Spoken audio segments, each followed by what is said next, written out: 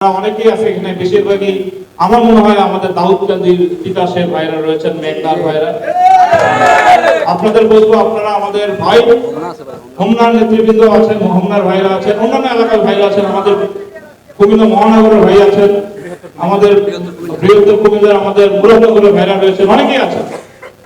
আমরা কুমিল্লার মানুষ, আমরা মনে করি যদি বিএনপি ক্ষমতায় আসে, ডক্টর খন্দকার মোশাররফ হোসেন সাহেব অনেক ক্ষমতাবান ব্যক্তি ইনশাআল্লাহ হবে। আমাদের মুরাদনগরের কাজী কায়কোবাদ সাহেব, তিনিও ইনশাআল্লাহ যে নির্যাতিত হয়েছেন, তিনিও একটা গুরুত্বপূর্ণ রাষ্ট্রের খুব গুরুত্বপূর্ণ অবস্থায় যাবেন ইনশাআল্লাহ।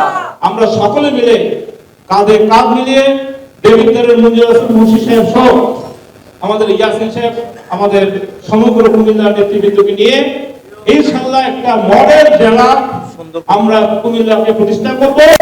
আর বান্ডেল থাকলে প্রতি সেনমানিতে টাকা বাঁচবে।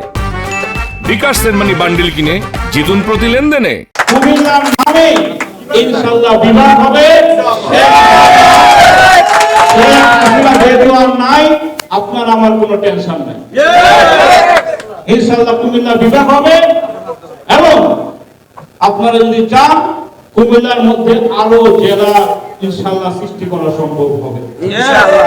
সেই পর্যন্ত আপনাদেরকে ধন্যবাদ জানাচ্ছি। আপনারা চমৎকার প্রোগ্রাম করেছেন, ফাউন্ডেশনের সকল পর্যায়ের নেতৃবৃন্দ যারা আজকে আয়োজন করেছেন, যারা আপনারা আমাদের সামনে বসে আছেন, আপনারা শুধু কুয়ালালামপুর না, অনেকে পেনাং জহুরগঞ্জ থেকে শুরু করে অনেক দূর দূরান্ত থেকে কষ্ট করে এসেছেন।